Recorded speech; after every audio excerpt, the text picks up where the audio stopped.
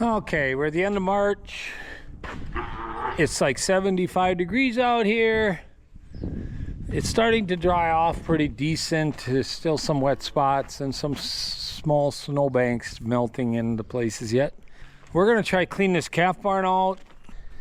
I did let the cows up into the pasture area in the back of the barnyard there earlier today, and there's really nothing up there yet. It's just to get them out of the barnyard since it's been drying off some, so they're not gonna like tear everything up or anything. It gives them someplace other than laying in the barnyard. They haven't been out there since before Thanksgiving, I think, is when it snowed around that time, and they haven't been able to go. So it's kind of exciting for them, at least to stretch their legs. So no grass, but at least nice for them. I did haul one load on a field out there, and a little wet out there. We're gonna try go up on double X and see what that looks like, if that's drier or not. It kind of faces the east. So in here, the alley, there's not much, just a few scoops. We'll get the bedding pack, and then we got what I call the small side. So I'll have to push the feed back, and there's a bedding pack back here that's probably getting close to 2 feet, where they're gonna start jumping that wall pretty soon for me. But that needs to get out of there, so I'm gonna guess there's probably 2 loads worth just in there alone. But we're gonna get this all cleaned out first. So these are all heifers. And the first pen, what you call the front pen on the big side, I got them out behind our shop calf barn here, sunning themselves a bit. I think I have 7 here. These guys aren't quite breeding size yet. That's what these are. So they can get out and stretch their legs a little bit too. So I think we should get to work, because the day gets pretty short fast.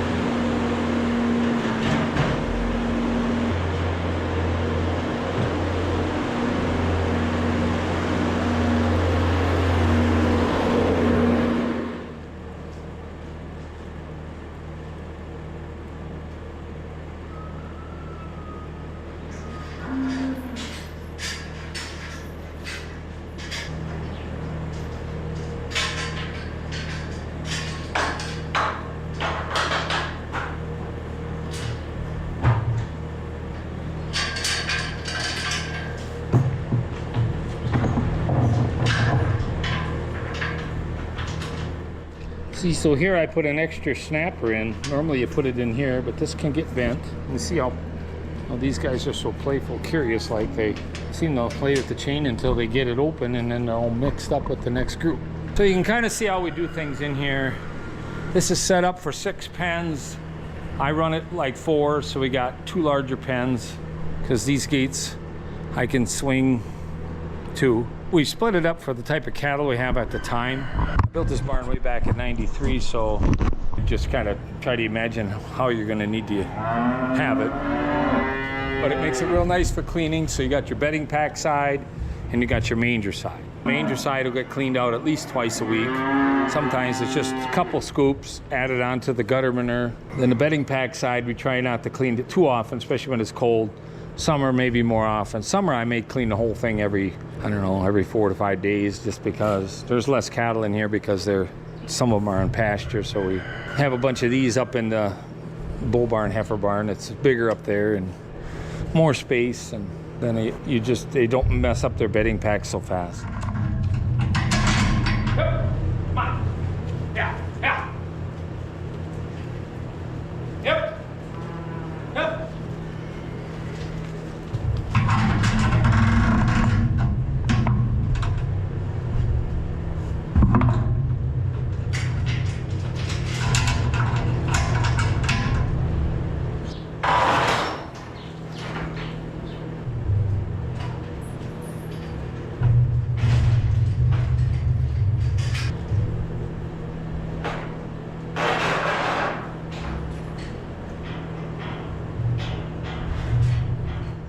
A lot of the gates are kind of getting bad, where the hinges might have got bumped with a bobcat, but they're over 30 years old, so anything with cattle like that, it's amazing they're as good as they are. But so they can be a little difficult kind of opening and things like that, but they're serving a purpose.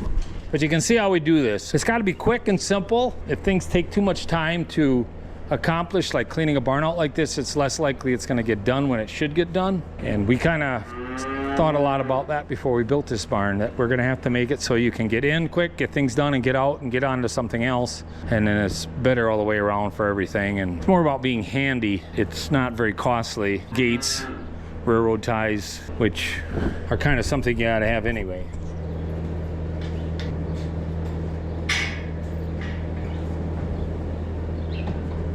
Yeah, so then what I do is I have a fork and a scraper that just to fetch a little bit out that ends up under the gates if you want to get a real clean look. Don't necessarily have to do that every time, but it's always better when you can do it better, you know.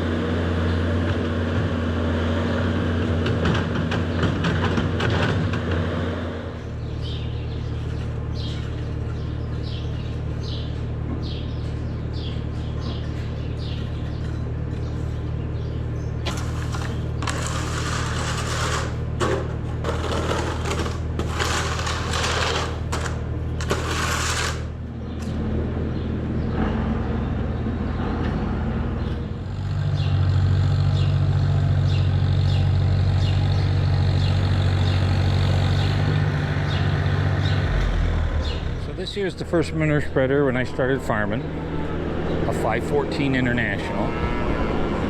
And I kind of love this here. I don't have any holes in the side of this yet, but this one's still in very good running condition, and I would bet I have a real hard time getting New Holland to stand up to that. So the spreader was bought in the late 80s. I put these side sheets on here when we had that really deep snow here about 6-7 years ago, and we couldn't haul it, and I was just making a pile out on the edge of a field and to hold all the gutter manure.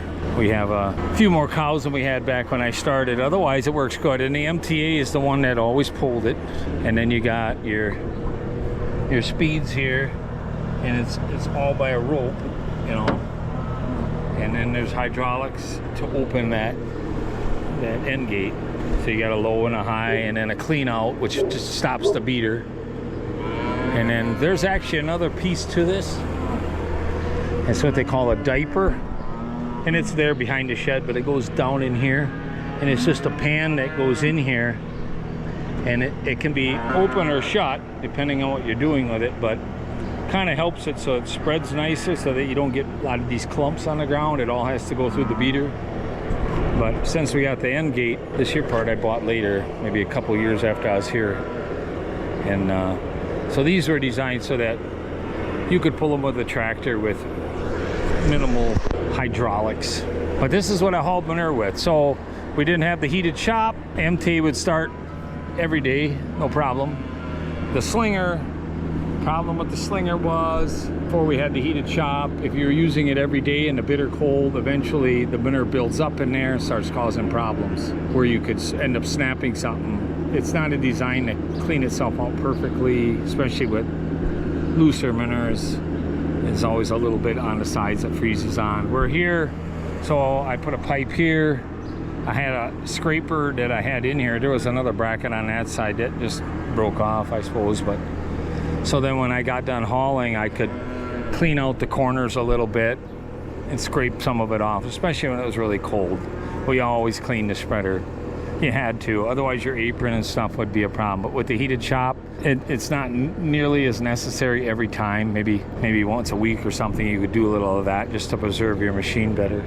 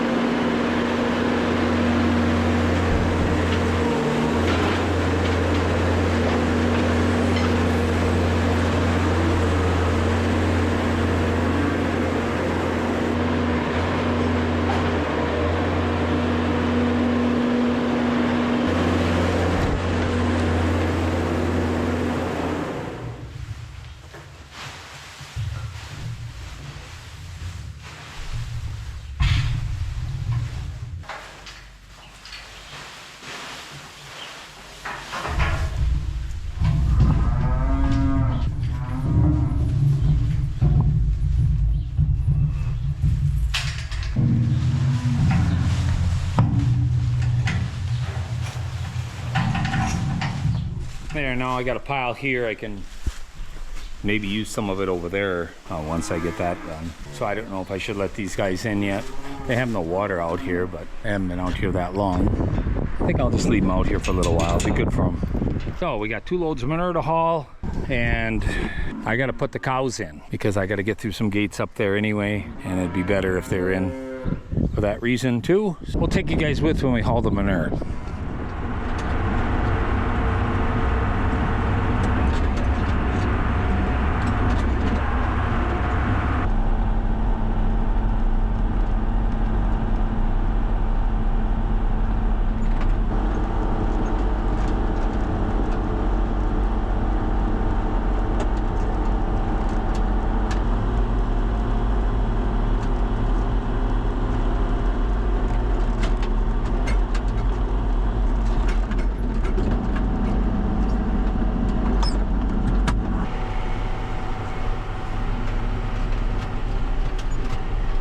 Still got a few snow drifts down in there. 75 degrees.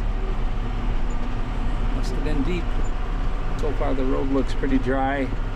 Kind of get along that hill there, more shaded. Maybe that'd be the only place that would be questionable, I think.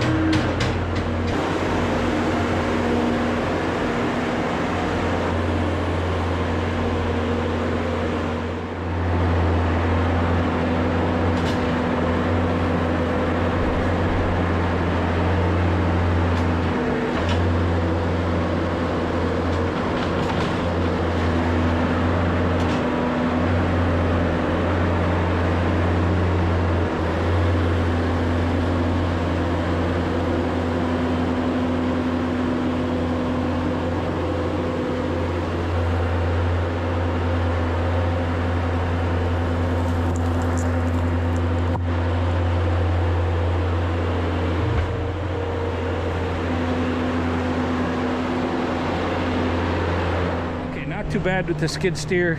This pen is smaller than it looks. I was able to back out this door just enough to grab what was in that corner. And it's all packed together that it all came with. You can kind of see how it came with, but you got to go very, very slow so we don't catch any gates or have manure stuck in the wall and all this stuff. And these calves are kind of having a field day here too. They get a little sun and they're able to run around a little different than they were in here. So we're gonna get this all scraped up, and then I'm gonna see if I can get a scoop of bedding from that end pen where I left a little bigger pile than I need there to bed this area. Maybe over there a bale of straw. And then to get these guys back in, sort them out, because 3 of them are a little bit smaller. Like this one just was off milk, so it ain't so bad cleaning calf pens. I think it's better than dealing with people all day.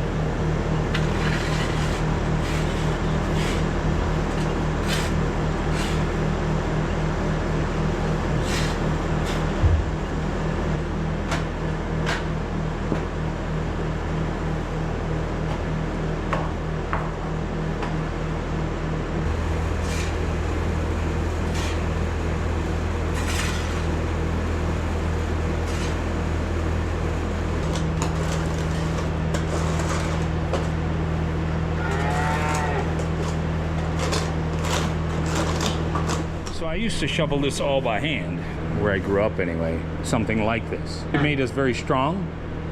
It took longer. It was easier on a manure spreader because it was these little bitty bites and you were literally throwing it into the manure spreader. So we'd, for instance, have a manure spreader backed up to this door area here and you'd be pitching it out of there. That really made a man out of the guy. I don't know, I didn't think it was terrible. It was just a tedious job that took a long time. But today, I mean, that can get really, really hard on your body if you had to do that all the time, especially getting older.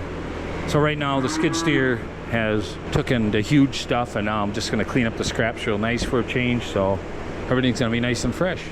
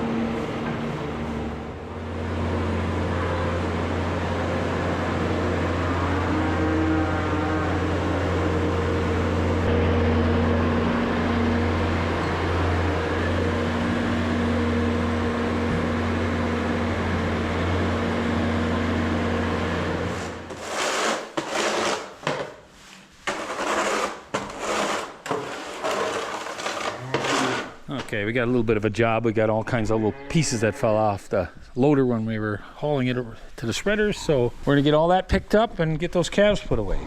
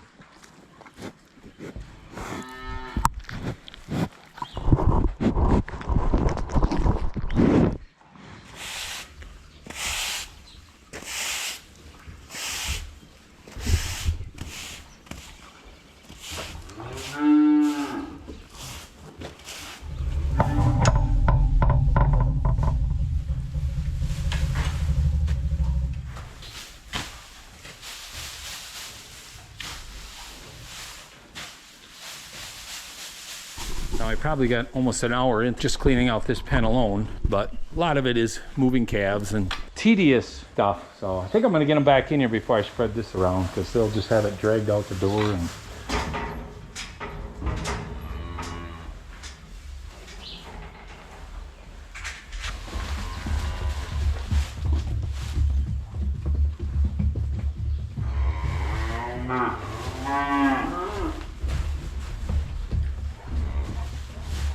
Hazel, I think she just loves that.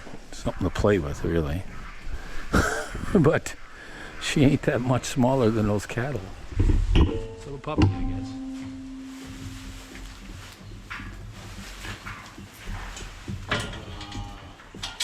Yeah, so there we go. So typically we just clean into the post there. We leave the bedding packs. It's just kind of where they eat. Maybe you got 1, maybe 2 scoops of manure. And that's maybe about every 2 weeks, something like that. Unless it's really, really cold and it's all frozen, we just leave it. And we just keep putting bedding over the top of the bedding pack. So we got 3 younger ones over there, or smaller ones. And these 5. And so you can kind of see how this barn works. And the next pen up is here. And by the time we get down there, they're almost breeding size. So that's all heifers in here. We got to get our heifer with her calf. I'm just going to open this up. She'll probably come by herself before it gets dark. But I'm going to have to kind of sweep some of this straw back in now.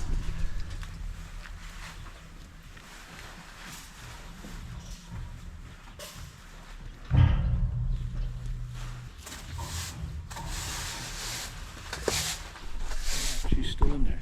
Those calves, they're like her friends. Doesn't have another dog to play with right now. Okay, so you guys kind of see how that goes. I'll haul the manure with the MTA first. We'll see if we can film some of that. And then I got to get this guy hauled in case it would rain tonight. No, I'm not sure. I'll have to listen to the forecast again. But so the plan is the next video, or tomorrow, if it ain't raining, we're going to clean the bedding pack out of the bull barn. And maybe I'll have help here. And we can run bolt spreaders, might get a drone. And if it's raining, it'll be another day. Yeah, so when I was young, like a teenager, we loaded almost everything by hand.